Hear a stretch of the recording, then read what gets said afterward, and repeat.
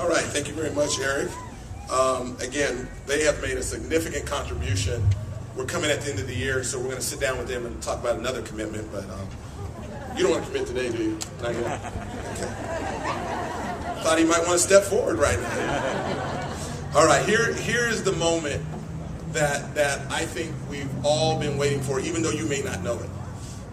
We are going to hear some stories for people who have been without a home and have found a way to conquer and triumph and rise above the odds. And I think the story is, if people are given a second chance, they can make a huge difference. And you're going to hear from 3 people: Rebecca Hahn, Wesley Coulter, and Shafan Hutt.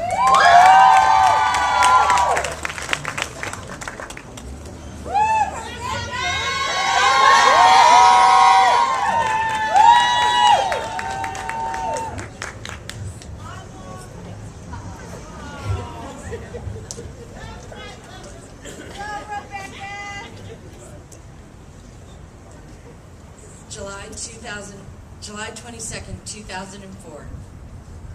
You can do it. Come on, girl. We love you, Rebecca. Yes. Today I got to a place where I just can't make it anymore. I called my mom and I told her to come and take my son. I took Christopher to the park and we were playing Lava Monster and Star Wars. It was the only way I could figure out to tell my 5-year-old that I had to take care of some things and that Mom was leaving. When my mom came, I just said, Christopher, you have to go with your Nana. Drugs and alcohol are wrecking my life. There has to be something else. I spent the rest of the day trying to get someone to come and arrest me and take me to jail. I can't believe how hard it is to get somebody to come and arrest you when you're actually doing the right thing. I never thought I would ever want to go to jail, but I'm exhausted and I feel like I'm dying. I'm dying physically, spiritually, and emotionally.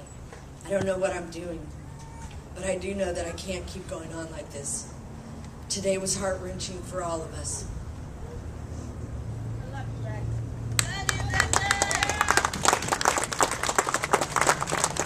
It's May 15th, 1994. It's another cold night, sleeping in the bushes at the Rio Linda Community Center with my friends, realizing they all have the option to go home to their parents when they get real hungry. Knowing no one is looking for me, no missing persons report, even though I'm only 16. What will I steal to feed my addiction tonight?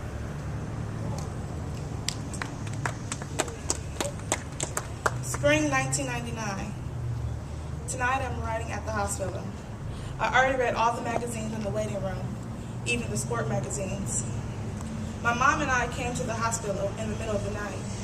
My mom was fighting with my sister's dad again. I don't remember everything, but when I saw my mom there, with blood everywhere and her ear was sliced open, my sister's dad ran out the house and we came to the hospital. They gave my mom stitches and she had to stay overnight. They had a really nice nurse here. She brought me a warm blanket and milk and cookies. The hard part is that, without a doubt, we will just go back tomorrow. Things would probably be better for a while, but next time it is bad. It will be even worse than this.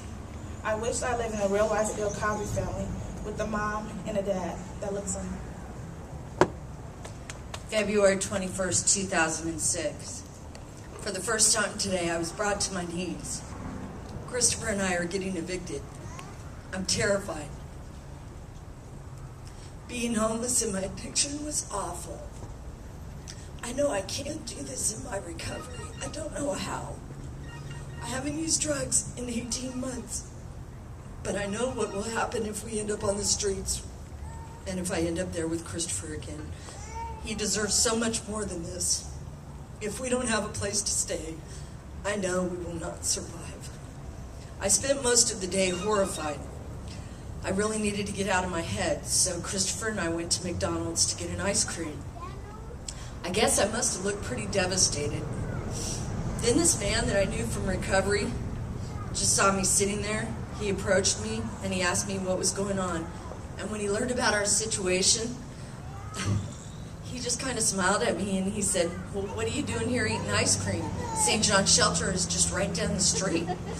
Why don't you just go down there and ask for help? It's only a couple blocks away. I had no idea what St. John's Shelter was, but Christopher and I got on our bikes and we followed the directions of this man to the shelter. They didn't have any room, but they did put our name down on a list. We only have a couple of days left at our place. Being on a list is not going to do us any good when we get put out.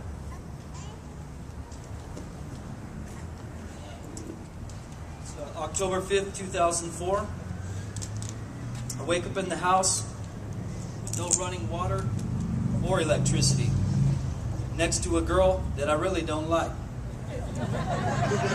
I feel defeated and worthless. I've not showered in days. My cell phone rings, but they only want more drugs, and I agree to meet them and get real high. I step out into the bright morning light. I'm pale as a vampire.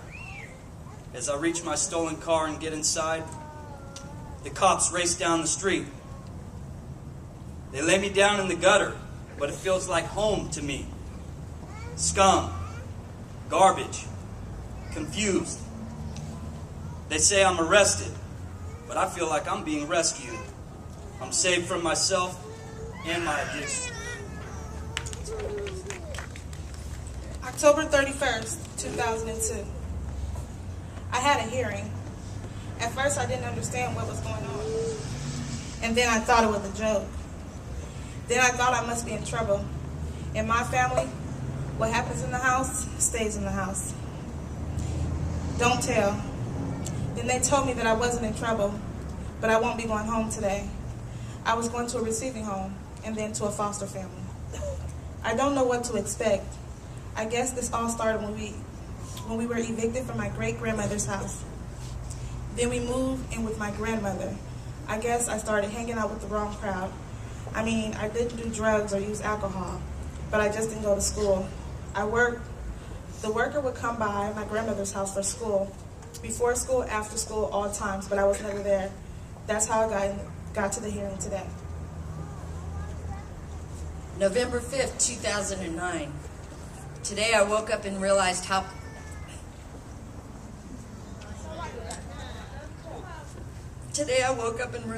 blessed I really am to share my experience, strength, and hope with you folks today. In realizing the blessings that Christopher and I have come to know that I most definitely did not do this alone. We both had a community of people and organizations to assist us along the way to becoming the happy and healthy family we are today. We did get into St. John's Shelter. I got the call that there was an opening the same day that we were being evicted. This was the start of our new life. After graduating from St. John's, we moved to Cerna Village. I still remember the first day I used my key to open our house at Cerna. I can't tell you how much it meant to hang that first picture, the picture my son had made for me at St. John's. We were home. At Cerna, I'm allowed to breathe, to make my own decisions, to be an adult, and to parent my child. Knowing that I have a place to shower and sleep and keep my family safe, I can do anything. At Cerna, I've been able to organize and chair some major fundraisers and discover some skills that I never knew I had. The best part of this is being able to be a good role model for my son, Christopher. Christopher has been a leader in the community there also, and when he had a service project to do, he chose to go back and serve children at St. John's and the ladies at St. John's.